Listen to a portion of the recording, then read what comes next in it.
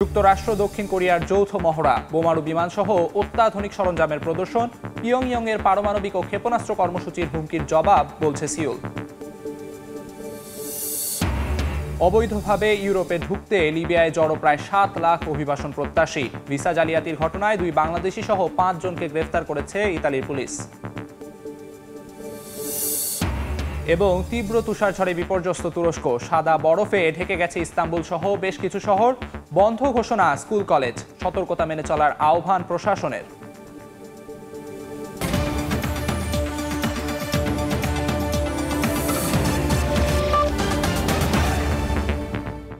আন্তর্জাতিক সময়ের সঙ্গে আছি আমি আমিরুল ইসলাম আলিফ। শুরুতেই আন্তর্জাতিক মাতৃভাষা দিবসের খবর। মহান শহীদ দিবস ও আন্তর্জাতিক মাতৃভাষা দিবসে ভাষা শহীদদের প্রতি শ্রদ্ধা জানাতে কেন্দ্রীয় শহীদ মিনারে ঢল নেমেছে সাধারণ মানুষের। সেখানে আছেন সহকর্মী ফারুক ভুঁইয়া রবিন ও ফারজানা আলম নীনা। সরাসরি চলে যাচ্ছি সেখানে।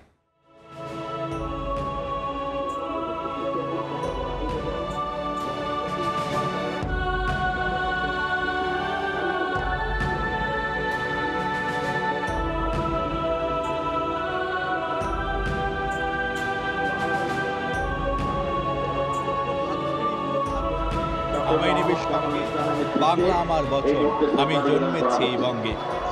প্রভাত ফেরির মিছিলের ঢল এখন কেন্দ্রীয় শহীদ মিনার অভিমুখী।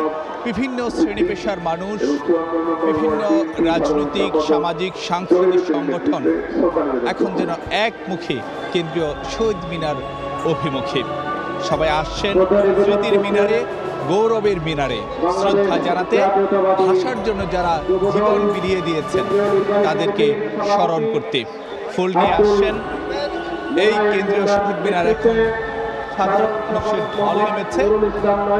লীনা, দেখতেই তো পাচ্ছেন মানুষের একটি স্বতঃস্ফূর্ত উপস্থিতি আমরা দেখতে পাচ্ছি। আমায় গেছে দাও না মাগো একটি পলাশ ফুলের মালা, আমি জনম জনম রাখবো ধরে ভাই হারানোর জ্বালা। এই যে ভাই হারানোর জ্বালা, একদিকে যেমন হারানোর বেদনা, রক্তের ইতিহাস, হারানোর ইতিহাস, অন্যদিকে গর্বের গৌরবের ইতিহাস, অর্জনের ইতিহাস। একদিকে এই হারানোর যন্ত্রণা, বেদনা, আর অন্যদিকে এই গৌরবের ইতিহাসকেই কিন্তু আমরা বছরের পর বছর ধরে ধারণ করে নিচ্ছি। এই আজকের যে বিশেষ আয়োজন, উৎসব, এর মধ্য দিয়ে কিন্তু বছরের পর বছর ধরে 52 সালের 21শে ফেব্রুয়ারির সেই যে আন্দোলন, সেই যে আত্মত্যাগ, তার ধারাবাহিকতা কিন্তু আমরা বহমান নদীর মতো বয়ে নিয়ে যাচ্ছি। এই সামগ্রিক এই যে আয়োজন সারা দেশব্যাপী, কেন্দ্রীয় শহীদ মিনারই নয় কেবল, সারা দেশের প্রত্যন্ত অঞ্চলের স্কুলগুলোতেও, এমনকি বাড়িতেও ব্যক্তিগতভাবেও অনেকে এই দিনটিকে সম্মান প্রদর্শন করেন, শহীদদের প্রতি সম্মান প্রদর্শন করেন। এখন কিন্তু মানুষের যথেষ্ট ঢল এখন দেখতে পাচ্ছি। একেবারে যে পলাশী দিয়ে হয়ে SM হলের সামনে দিয়ে, জগন্নাথ হলের সামনে দিয়ে এসে সব মানুষ কিন্তু এখন কেন্দ্রীয় শহীদ মিনার অভিমুখে আসছেন। এবং এখান থেকে একেবারে যে পলাশী পর্যন্ত, অর্থাৎ যে জগন্নাথ হল ছাড়ে, SM হল ছাড়ে, জগন্নাথ হল ছাড়ে, SM হল ছাড়ে, পলাশী মোড় পর্যন্ত কিন্তু যে মানুষের ভিড় আমরা দেখতে পাচ্ছি। যে সকাল থেকেই কিন্তু যে প্রভাত ফেরির মিছিলে নানা শ্রেণী পেশার মানুষ অংশ নিচ্ছেন। শিক্ষার্থীদের উপস্থিতি কিন্তু যথেষ্ট লক্ষণীয়। এবং একটি বিষয় যদি আপনাদেরকে জানাতে চাই, যে 21শের প্রথম প্রহরে রাষ্ট্রীয়ভাবে সম্মান জানানো হয়েছিল ভাষা শহীদদের প্রতি। 21শের প্রথম প্রহরে শুরুতে রাষ্ট্রপতি, তারপরে প্রধান উপদেষ্টা শ্রদ্ধা জানিয়েছিলেন। তারপরেই কিন্তু যে বাংলাদেশের প্রধান বিচারপতি, উপদেষ্টা পরিষদের সদস্য, 3 বাহিনী প্রধান, বিভিন্ন দেশের কূটনীতিকরা কিন্তু যে শ্রদ্ধা জানান এই কেন্দ্রীয় শহীদ মিনারে। তারপরে কিন্তু যে অর্থাৎ যে রাষ্ট্রীয় আনুষ্ঠানিকতা সম্পন্ন হওয়ার পরে এই কেন্দ্রীয় শহীদ মিনার উন্মুক্ত করে দেওয়া হয়েছিল জনসাধারণের জন্য। এবং এখন থেকে আমরা যেটা দেখতে পাচ্ছিলাম যে রাতেই কিন্তু যে বিভিন্ন সামাজিক সাংস্কৃতিক সংগঠনের পক্ষ থেকে যেমন শ্রদ্ধা জানানো হয়েছিল, ঠিক একইভাবে অনেকে কিন্তু যে ব্যক্তিগতভাবে এসেও কেন্দ্রীয় শহীদ মিনারে শ্রদ্ধা জানিয়েছিলেন এবং ভাষা শহীদদের স্মরণ করেছিলেন। যদিও শেষ রাতের দিকে ভিড় কিছুটা কমে গিয়েছিল, মানুষের আনাগোনা কমে গিয়েছিল, সেটি স্বাভাবিকভাবেই। কিন্তু যখন সূর্য উঠেছিল, অর্থাৎ ভোরের আলো ফোটার পর থেকে কিন্তু আবারও মানুষের যে আগমন শুরু হয় কেন্দ্রীয় শহীদ মিনার অভিমুখী। এবং সময় যত বাড়তে থাকে ততই কিন্তু যে মানুষের উপস্থিতি বাড়তে থাকে। এখন কিন্তু আমরা যেটা দেখতে পাচ্ছি যে কেন্দ্রীয় শহীদ মিনার এলাকা এটি কিন্তু যে কানায় কানায় পূর্ণ এবং এখনো অনেক মানুষ তারা কিন্তু যে অপেক্ষমান রয়েছেন কেন্দ্রীয় শহীদ মিনারের শ্রদ্ধা জানানোর জন্য এবং মানুষ কিন্তু ধীরে ধীরে আসতে শুরু করছেন এবং সেই জায়গাতে আমরা যখন সাধারণ মানুষের সঙ্গে কথা বলছিলাম তখন কিন্তু তারা তাদের নানা প্রত্যাশার কথা যেমন বলছিলেন ঠিক একইভাবে ৭৩ বছর পরে এসে আন্তর্জাতিক মাতৃভাষা দিবসকে তারা তাদের মতন করে যে পর্যবেক্ষণ দিচ্ছেন এবং বাংলাকে আমরা আজকের দিনে এসে যে কতটা মর্যাদা দিতে পারছি সেই প্রশ্ন কিন্তু অনেকের মধ্যে উঠছে এবং আমি কিন্তু বেশ কিছু অভিভাবকের সাথে কথা বলেছি। তাদের মধ্যে একটা বিষয় যেটা লক্ষ্য করলাম, প্রায় প্রতি বছরই এই ধরনের তাদের মধ্যে প্রতিক্রিয়াটাই আমরা পাই। তারা তাদের সন্তানদের নিয়ে, তাদের যে পরবর্তী প্রজন্ম তাদেরকে নিয়ে কিন্তু খুবই উদ্বিগ্ন, আবার একই সাথে খুবই সচেতন যে তারা যেন সঠিকভাবে বাংলা ভাষাকে নিজেদের মধ্যে ধারণ করতে পারে এবং এর বিকাশে নিজেদেরকে চলমান রাখতে পারে। তবে পাশাপাশি তরুণদের সাথেও কথা বলেছি, তরুণরা কিন্তু আবার এ ব্যাপারে যথেষ্ট আশাবাদী এবং প্রত্যয়ী। তারা বলছে যে না, তারা কেবল প্রযুক্তির সাথে কিংবা জ্ঞান বিজ্ঞানের সাথে আধুনিক হচ্ছে না, তারা তাদের নিজেদের মধ্যে যে সংস্কৃতি, তাদের যে নিজস্ব ভাষা, সংস্কৃতি, মাতৃভূমি, এই সমস্ত কিছুকে ধারণ করে নিয়ে সামনে এগিয়ে যেতে চায় এবং এভাবেই তারা সামনের দিনগুলোকে নিজেদের মতো করেই চালিয়ে নিতে চায়। সেটি সে প্রত্যাশা, অর্থাৎ একটি আক্ষেপের জায়গা রয়েছে যে বাংলাকে যতটা মর্যাদা দেওয়া দরকার সেটাই কিন্তু যে আমরা দিতে পারছি কিনা সেটা। আবার অন্যদিকে বিভিন্ন সামাজিক, সাংস্কৃতিক, রাজনৈতিক সংগঠনের পক্ষ থেকেও যখন শ্রদ্ধা নিবেদন করতে আসছিলেন অনেকে, তখন কিন্তু তারা যে কথাটি বলছিলেন যে এই ২১ কিংবা যে ৫২-এর যে ভাষা আন্দোলন সেটি কিন্তু পরবর্তীতে বিভিন্ন সময় বাঙালির লড়াই, সংগ্রাম, আন্দোলন, অভ্যুত্থান সেখানে নানাভাবে অনুপ্রেরণা জুগিয়েছে এবং এই যে দ্রোহের যে জাগরণ সেটির জায়গাতে বা সেই জায়গাতে সেটি কিন্তু যে বারবারই ৫২ বা ২১ সেই জায়গাটিতে অনুপ্রাণিত করেছে। ঠিক একইভাবে আগামী দিনগুলোতেও বাংলাদেশের এগিয়ে চলা কিংবা যে বাংলাদেশের মানুষের নানান জায়গাতে বা অধিকার সচেতনতার জায়গাতে ২১ ভূমিকা রাখবে এমনটাই কিন্তু অনেকে প্রত্যাশা করছেন। তো এই ছিল আমার কাছে এখানকার মতো কেন্দ্রীয় শহীদ মিনার থেকে।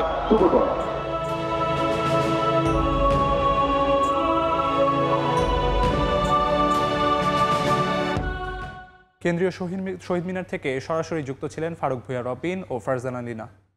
যথাযোগ্য মর্যাদায় দক্ষিণ কোরিয়ায় পালিত হচ্ছে মহান শহীদ দিবস ও আন্তর্জাতিক মাতৃভাষা দিবস। স্থানীয় সময় শুক্রবার আনসান শহরের স্থায়ী শহীদ মিনারে ফুল দিয়ে ভাষা শহীদদের প্রতি শ্রদ্ধা নিবেদন করেন দেশটিতে বসবাসরত বাংলাদেশিরা। এ সময় বাংলাদেশ দূতাবাসের কর্মকর্তা কর্মচারী, বিভিন্ন কমিউনিটির নেতাবৃন্দ উপস্থিত ছিলেন। মহান ভাষা শহীদদের আত্মত্যাগ ও আত্মজাগরণের গৌরবোজ্জ্বল ইতিহাসকে গভীর শ্রদ্ধায় স্মরণ করেন শহীদ মিনারে আগত প্রবাসী বাংলাদেশিরা। তীব্র শীতে নাজেহাল যুদ্ধবিধ্বস্ত গাজাবাসী। ইসরায়েলি হামলায় ঘরবাড়ি হারানোদের ঠাঁই হয়েছে অস্থায়ী তাঁবুতে। এমন পরিস্থিতিতে বৈরী আবহাওয়ায় চরম বিপাকে পড়েছেন তারা। এর সঙ্গে যুক্ত হয়েছে খাবার, বিশুদ্ধ পানি আর ওষুধের অভাব। দখলদার বাহিনীর তাণ্ডবে গাজার চারিদিকে কেবলই ধ্বংসস্তূপ। একসময় সুন্দর রাস্তা, দালান, কোনো কিছুই চেনার উপায় নেই। ঘরবাড়ি হারিয়ে নিঃস্ব ফিলিস্তিনের ঠাঁই হয়েছে অস্থায়ী তাঁবুতে। যুদ্ধবিরতি হলেও থেমে নেই তাদের দুঃখ দুর্দশা। মরার ওপর খাড়ার ঘা হয়ে উপত্যকা জুড়ে জেঁকে বসেছে তীব্র শীত। অনিশ্চিত ভবিষ্যতের আশঙ্কায় দিন পার করতে থাকা গাজাবাসী তাই অস্থায়ী তাঁবুতে আছেন চরম বিপাকে। কঠিন হয়ে পড়েছে তাদের জীবিকা নির্বাহ। এর সঙ্গে আছে খাবার, বিশুদ্ধ পানি আর ওষুধের সংকট। ঠান্ডা আবহাওয়া অসহ্যকর হয়ে উঠেছে। প্রচন্ড বাতাসে আমাদের তাঁবুগুলো ক্ষতিগ্রস্ত হয়েছে। সকাল থেকে আমাদের তাঁবু বৃষ্টির পানিতে ডুবে গেছে। বাচ্চারাও ভিজে গেছে। এমন খারাপ অবস্থার সম্মুখীন কখনো হয়নি। বৃষ্টি, তীব্র ঠান্ডা আর প্রবল বাতাসে জীবন দুর্বিষহ হয়ে পড়েছে। আমরা ধ্বংসস্তূপ থেকে বের হয়ে এসেছি, তবে আমাদের বাড়িঘর সবকিছু ধ্বংস হয়ে গেছে। আমাদের কোনো আসবাবপত্র নেই, কোনো আশ্রয় কেন্দ্রও নেই। জীবন খুব কঠিন। বার্তা সংস্থা রয়টার্স বলছে, যুদ্ধবিরতির শুরুতে ত্রাণকর্মীরা খাদ্য সরবরাহকে অগ্রাধিকার দেয়ায় উপত্যকাটিতে ফিলিস্তিনের পর্যাপ্ত আশ্রয় নিশ্চিত করা করা এখন কঠিন হয়ে পড়েছে। জাতিসংঘ সম্প্রতি জানিয়েছে ধ্বংসস্তূপে পরিণত হওয়া জনপদ পুনর্গঠনে $5,300 কোটি প্রয়োজন। অর্জিতা শেরজিন, সময় সংবাদ। কৌশলগত বোমারু বিমান সহ অত্যাধুনিক সব যুদ্ধ সরঞ্জাম নিয়ে যৌথ বিমান মহড়া চালিয়েছে যুক্তরাষ্ট্র ও দক্ষিণ কোরিয়া।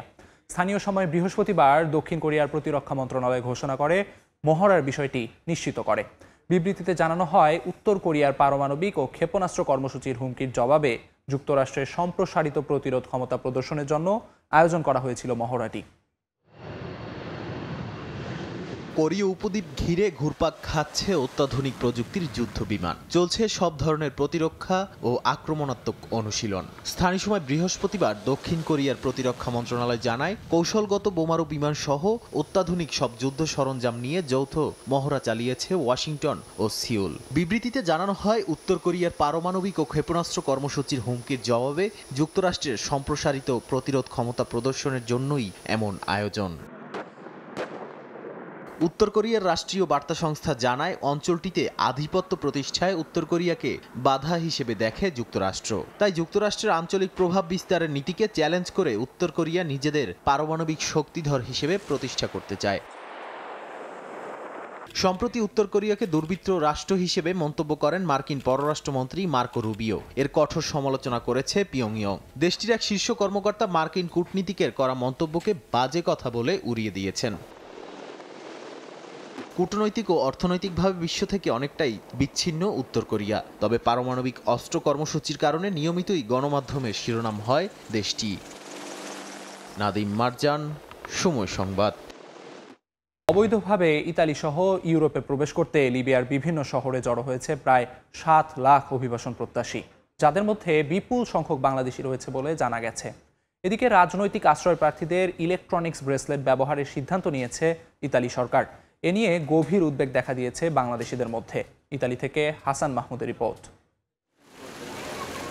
নিয়মনীতির কড়াকড়ি, দীর্ঘ প্রক্রিয়া ও ভিসা সংকটের মুখোমুখি হয়ে বৈধ উপায়ে ইতালি প্রবেশের আগ্রহ হারিয়ে ফেলছে বাংলাদেশিরা। পাল্লা দিয়ে বাড়ছে অবৈধ উপায়ে দেশটিতে প্রবেশের চেষ্টা। গত কয়েকদিনে শুধু বাংলাদেশ নয়, আরও বেশ কিছু দেশের প্রায় 7 লাখ মানুষ জড়ো হয়েছে লিবিয়া সীমান্তে। ইতালির প্রভাবশালী গণমাধ্যম আনসা ও জাতীয় দৈনিক লা রিপাবলিকা জানায়, ইতালি সহ ইউরোপের বিভিন্ন দেশে অবৈধভাবে প্রবেশের উদ্দেশ্যেই জড়ো হয়েছে এই বিপুল মানুষ।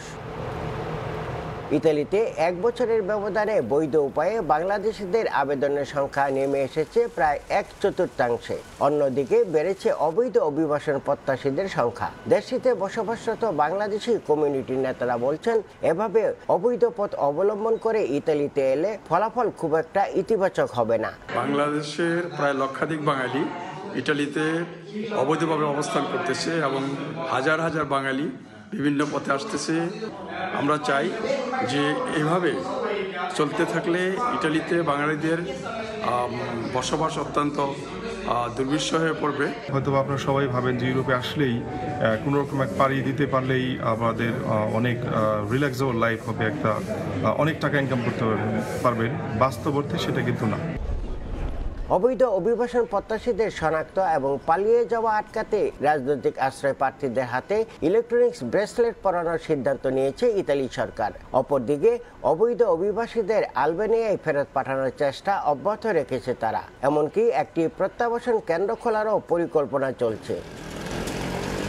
ইতালিতে বর্তমানে 1 লাখেরও বেশি অবৈধ বাংলাদেশির অবস্থান। চলতি বছরের 19 ফেব্রুয়ারি পর্যন্ত কেবলমাত্র ভূমধ্যসাগর পাড়ি দিয়ে ইতালিতে এসে পৌঁছান প্রায় 2000 বাংলাদেশি। ইতালির রোম থেকে হাসান মাহমুদ, সময় সংবাদ। রোম থেকে 2 বাংলাদেশি ও ঢাকায় ইতালি দূতাবাসের 3 কর্মকর্তাকে গ্রেফতার করেছে ইতালির পুলিশ। ভিসা জালিয়াতি ও অর্থের বিনিময়ে ভিসা প্রদানের অভিযোগে তাদেরকে গ্রেফতার করা হয়। অভিযান অব্যাহত রেখেছে দেশটির পুলিশ। প্রবাসীরা বলছেন, এতে করে সুনাম ক্ষুণ্ণ হচ্ছে বাংলাদেশের। ইতালি থেকে হাসান মাহমুদের আরও একটি রিপোর্ট। ইতালিতে বসবাসরত অবৈধ অভিবাসীদের বৈধকরণ কিংবা স্পন্সর ভিসা সব ক্ষেত্রেই রয়েছে দালালদের দৌরাত্ম্য। তাদের খপ্পরে পড়ে বহু অর্থ হারিয়েছেন হাজার হাজার বাংলাদেশি। এবার দালাল চক্রের বিরুদ্ধে গ্রেপ্তার অভিযান শুরু করেছে দেশটির প্রশাসন। স্থানীয় সময় মঙ্গলবার 2 বাংলাদেশি এবং ঢাকায় ইতালি দূতাবাসের 3 কর্মকর্তাকে রোম থেকে গ্রেপ্তার করেছে ইতালির পুলিশ। গ্রেপ্তারকৃতদের মধ্যে 2 জনকে এরই মধ্যে কারাগারে পাঠানো হয়েছে এবং বাকি 3 জনকে করা হয়েছে গৃহবন্দী। তবে বিধান অনুযায়ী গ্রেপ্তারের আগে আদালতের অনুমতি নেওয়া হয়। প্রবাসী বাংলাদেশিরা বলছেন, দেশের সুনাম ক্ষুণ্ণ হয় এমন কাজ থেকে সকলকেই বিরত থাকা উচিত। আমাদের বাংলাদেশি কিছু ভাই ইমিগ্রেশন দালালি করে যে মানে আমাদের ওনারা ইতালিয়ান পুলিশের কাছে ধরা খেয়েছেন। এই জন্য দেখা গেছে আসলে আমাদের বাংলাদেশের মানুষের, আমাদের যে বাংলাদেশের একটা মান সম্মান আছে, ওটা আমাদের মান ক্ষুণ্ণ হয়েছে। আমি আশা করি সামনে আমাদের কোনো বাংলাদেশি ভাই টাকার লোভে বা অর্থের লোভে পড়ে কোনো এরকম কাজ করবে না। তারা সর্বসময় অন্যায় করে অন্যায়ের শাস্তি পাক, আমরা তা কামনা করি। সর্বসময় আমরা অন্যায়ের বিপক্ষে, আমরা অন্যায় চাই না, কারণ আমরা বাংলাদেশি হলেও সে অন্যায় করছে, তার অন্যায়ের শাস্তি হোক। ইতালির সংবাদপত্র সোলে 24 জানায়, ইতালির বর্তমান সরকার দলীয় এক এমপিকে বাংলাদেশি মুদ্রায় 25 কোটি টাকার ঘুষের প্রস্তাব দেওয়া হয়, যাতে তিনি ঢাকায় জমাকৃত শত শত ভুয়া ফাইল যাচাই বাছাই না করেই ছেড়ে দেওয়ার নির্দেশনা দেন। কিন্তু ওই এমপি তাদের প্রস্তাব প্রত্যাখ্যান করে নিজেই তদন্তের নির্দেশ দেন। পরবর্তীতে অপরাধীদের গ্রেপ্তার করা হয়। এই সংবাদে ইতালির রাজধানী রোম সহ বিভিন্ন প্রদেশে অবস্থানরত বাংলাদেশি ইমিগ্রেশন দালালরা আতঙ্কে দিন কাটাচ্ছে। ধারণা করা হচ্ছে এই অভিযানে আরো বহু বাংলাদেশি গ্রেপ্তার হতে পারে। ইতালির রোম থেকে হাসান মাহমুদ, সময় সংবাদ। তীব্র তুষারঝড়ে বিপর্যস্ত তুরস্কের জনজীবন। সাদা বরফে ঢেকে গেছে ইস্তাম্বুল, সুলতান গাজী সহ বেশ কিছু শহর। বন্ধ ঘোষণা করা হয়েছে স্কুল কলেজ। সতর্কতা জারি করেছে সংশ্লিষ্ট কর্তৃপক্ষ।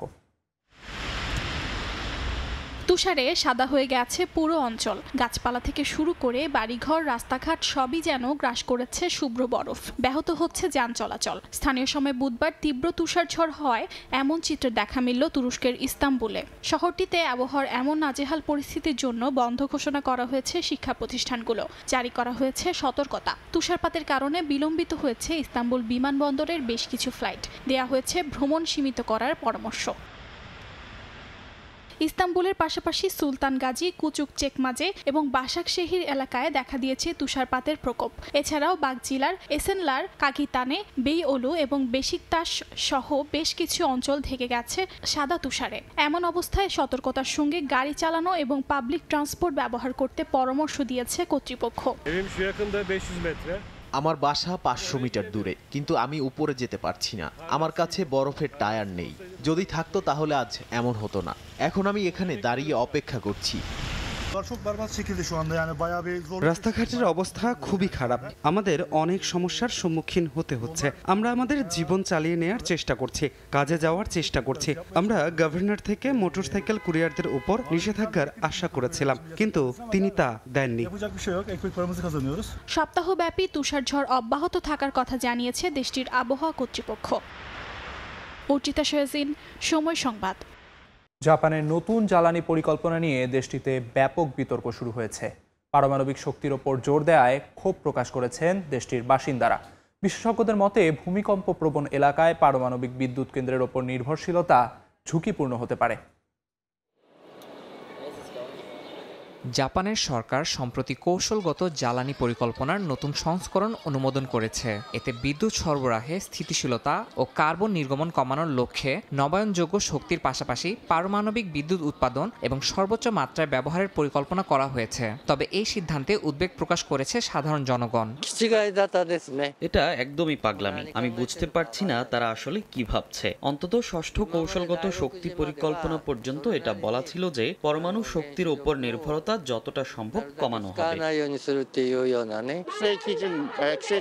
সমুদ্রতল, ভূমিকম্প বা সুনামির মতো সমস্যাগুলো নিয়ে আমরা কি সঠিকভাবে বিশ্লেষণ করেছি? আমার মনে হয় কর্তৃপক্ষ এগুলো নিয়ে কিছুই করেনি। ভবিষ্যতের দুর্ঘটনার সম্ভাবনা থাকা সত্ত্বেও পরমাণু শক্তির উপর নির্ভরতা বাড়ানোর কথা ভাবাটা আসলেই অদ্ভুত।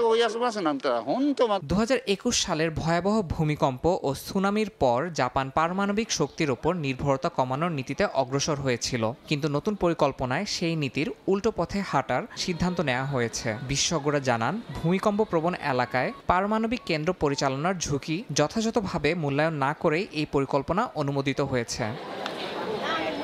সরকারের পক্ষ থেকে বলা হয়েছে 2050 সালের মধ্যে কার্বন নিরপেক্ষতা অর্জনের লক্ষ্যেই এই সিদ্ধান্ত নেওয়া হয়েছে।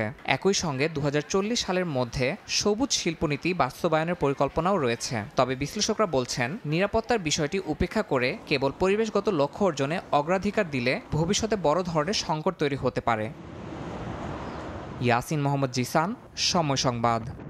দক্ষিণ আফ্রিকায় অনুষ্ঠিত হয়েছে G20 পররাষ্ট্রমন্ত্রী পর্যায়ের বৈঠক। এ বৈঠকে বৈশ্বিক অর্থনীতি, বাণিজ্য বিরোধ এবং ইউক্রেন যুদ্ধকে কেন্দ্র করে মূল আলোচনা হয়। যুক্তরাষ্ট্রের অনুপস্থিতিতে আলোচনার কেন্দ্রবিন্দুতে উঠে এসেছে জলবায়ু পরিবর্তন, ঋণ সংকট এবং ভূ রাজনৈতিক দ্বন্দ্ব। বিশ্বের শীর্ষ 20 অর্থনীতির পররাষ্ট্রমন্ত্রীরা দক্ষিণ আফ্রিকার জোহানেসবার্গে G20 বৈঠকে মিলিত হয়েছেন। এবারের সম্মেলন আফ্রিকা মহাদেশে প্রথমবারের মতো অনুষ্ঠিত হওয়ায় এটি দরিদ্র দেশগুলোর স্বার্থ রক্ষার একটি গুরুত্বপূর্ণ মঞ্চ হয়ে উঠেছে বলে ধারণা করা হচ্ছে। আয়োজক দেশ উন্নত রাষ্ট্রগুলোর কাছে জলবায়ু পরিবর্তন ও ঋণ সংকট মোকাবিলায় সহযোগিতা চেয়েছে। বৈঠকে রাশিয়া ইউক্রেন যুদ্ধকে ঘিরে পশ্চিমা ও রুশপন্থী দেশগুলোর মধ্যে মতপার্থক্যের আলোচনা করা হয়। ট্রাম্প প্রশাসনের নতুন পররাষ্ট্রনীতি এবং বৈশ্বিক কূটনৈতিক অবস্থানের দ্রুত পরিবর্তনের কারণে যুক্তরাষ্ট্রের ভূমিকা প্রশ্নবিদ্ধ হয়ে উঠেছে। যুক্তরাষ্ট্র নিয়ে নানা আলোচনা হলেও সম্মেলনে অনুপস্থিত ছিলেন দেশটির প্রতিনিধি। বিশেষজ্ঞদের ধারণা, যুক্তরাষ্ট্রের অনুপস্থিতিতে চীন বৈশ্বিক কূটনীতিতে নিজেদের অবস্থান আরও শক্তিশালী করার সুযোগ দেখছে। আফ্রিকা ও উন্নয়নশীল দেশগুলোর সঙ্গে সম্পর্ক জোরদারের পাশাপাশি ইউরোপের সঙ্গেও অর্থনৈতিক ও কৌশলগত সম্পর্ক গভীর করার চেষ্টা করছে দেশটি। সম্মেলনের মূল আলোচনার কেন্দ্রবিন্দু ছিল বৈশ্বিক অর্থনৈতিক ভারসাম্য, ভূ রাজনৈতিক দ্বন্দ্ব এবং জলবায়ু পরিবর্তন মোকাবিলা। যদিও দেশগুলোর মধ্যে মতের বিভাজন রয়ে গেছে, তবুও কূটনৈতিক সমাধানের আহ্বান জানিয়ে বৈঠক শেষ হয়। ইয়াসিন মোহাম্মদ জিসান, সময় সংবাদ। চীন কখনো পানামা খালের ব্যবস্থাপনায় জড়িত ছিল না বলে জানিয়েছে পানামায় অবস্থিত চীনা দূতাবাস। চীন পানামা খাল নিয়ন্ত্রণ করছে এমন দাবি মিথ্যা ছাড়া আর কিছুই নয় বলেও মন্তব্য করেছেন দূতাবাস কর্মকর্তারা। এদিকে বৃহস্পতিবার পানামা খালের ওপর চীনের প্রভাবের কথা প্রত্যাখ্যান করতে পানামার পররাষ্ট্রমন্ত্রীকে নির্দেশ দেন দেশটির প্রেসিডেন্ট হোসে রাউল মোলিনো। পানামা খাল নিয়ে চীন, যুক্তরাষ্ট্র ও পানামার মধ্যে দ্বন্দ্ব আরও বাড়ছে। যুক্তরাষ্ট্রের ক্ষমতা গ্রহণের পর থেকে প্রেসিডেন্ট ট্রাম্প দাবি করে আসছেন পানামা খালে চীনের আধিপত্যের কথা। এ নিয়ে আবারও নতুন করে কথা ওঠে পানামায় অবস্থিত মার্কিন দূতাবাসের এক বিবৃতিতে। বুধবার মার্কিন কর্মকর্তারা পানামা খাল পরিদর্শনে যাবেন বলে জানায় পানামায় অবস্থিত মার্কিন দূতাবাস। চীনের কবল থেকে পানামা খালকে রক্ষা করতে আলোচনা করা হবে বলেও জানানো হয়। এ ঘোষণার পর পাল্টা বিবৃতিতে কড়া জবাব দিয়েছে পানামায় অবস্থিত চীনা দূতাবাস। পানামা খাল চীনের নিয়ন্ত্রণে আছে, এ দাবি সম্পূর্ণ অযৌক্তিক বলে জানায় তারা। এমন দাবি মিথ্যা ছাড়া আর কিছুই নয় বলেও মন্তব্য করেন দূতাবাস কর্মকর্তারা। চীন কখনো পানামা খালের ব্যবস্থাপনায় জড়িত ছিল না বলেও দাবি করেন তারা। বৃহস্পতিবার পানামার প্রেসিডেন্ট হোসে রাউল মোলিনো জানান, যুক্তরাষ্ট্রের কর্মকর্তাদের সঙ্গে বৈঠকে পানামা খালে চীনের নিয়ন্ত্রণের কথা প্রত্যাখ্যানের নির্দেশ দিয়েছেন পানামার পররাষ্ট্রমন্ত্রীকে। কাকলি আখতার, সময় সংবাদ। প্রায় এক শতাব্দী পর মিশরের লাক্সোরে একটি রাজ সমাধির সন্ধান মিলেছে। পৃথিবীর বৃহত্তম উন্মুক্ত জাদুঘর খ্যাত এই অঞ্চলে পাওয়া সমাধিটি মিশরের 18তম রাজবংশের ফেরাউন দ্বিতীয় থুতমোসের বলে নিশ্চিত করেছে দেশটির পর্যটন ও পুরাকীর্তি মন্ত্রণালয়। 100 বছর আগে আবিষ্কৃত হয়েছিল রাজা তুতানখামুনের সমাধি। এবার দীর্ঘ সময় পর মিশরে খুঁজে পাওয়া গেল ফেরাউনের শেষ ঠিকানা, দ্বিতীয় থুতমোসের সমাধি। সমাধির অভ্যন্তরে পাওয়া গেছে অ্যালাবেস্টারের তৈরি পাত্র, যেখানে খোদাই করা ছিল দ্বিতীয় থুতমোস ও তার স্ত্রী রানী হাতশেপসুতের নাম। মিশরের পর্যটন ও পুরাকীর্তি মন্ত্রণালয় বলছে, এতেই নিশ্চিত হওয়া যায় এটি ফেরাউনের সমাধি। সমাধির ভেতর থেকে নীল লিপি, হলুদ তারাসহ ধর্মীয় লেখাযুক্ত মর্টারের টুকরো এবং রাজকীয় অন্ত্যেষ্টিক্রিয়ার নানা নিদর্শন পাওয়া গেছে, যা সাধারণত কেবল রাজাদের সমাধিতেই দেখা যায় বলেও জানায় মন্ত্রণালয়। মিশরের পর্যটন ও পুরাকীর্তি মন্ত্রণালয়ের এক বিবৃতিতে জানানো হয়েছে, আবিষ্কৃত সমাধির অধিকাংশ মূল্যবান নিদর্শন অতীতে সরিয়ে নেওয়া হয়েছে, তবে উদ্ধার অভিযান চলমান রয়েছে এবং প্রত্নতাত্ত্বিকরা কিছু গুরুত্বপূর্ণ নিদর্শন সংগ্রহ করেছেন। রাজা দ্বিতীয় থুতমোসের মৃত্যুর অল্প সময় পর ভয়াবহ বন্যায় সমাধিটি ক্ষতিগ্রস্ত হয়, তবে প্রত্নতত্ত্ববিদরা মনে করেন সমাধির আরও মূল্যবান নিদর্শন উদ্ধারের সম্ভাবনা এখনও রয়েছে, যা মিশরের ইতিহাসে নতুন দিগন্ত উন্মোচন করতে পারে। মালিহা সুরওয়ার্দী, সময় সংবাদ। আন্তর্জাতিক সময়ের শীর্ষ সংবাদ জানিয়ে দিচ্ছে আরেকবার। এবং অবৈধভাবে ইউরোপে ঢুকতে লিবিয়ায় জড়ো প্রায় 7 লাখ অভিবাসন প্রত্যাশী। ভিসা জালিয়াতির ঘটনায় 2 বাংলাদেশি সহ 5 জনকে গ্রেফতার করেছে ইতালির পুলিশ।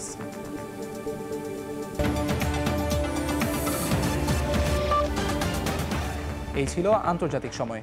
সঙ্গে থাকুন সময়ের।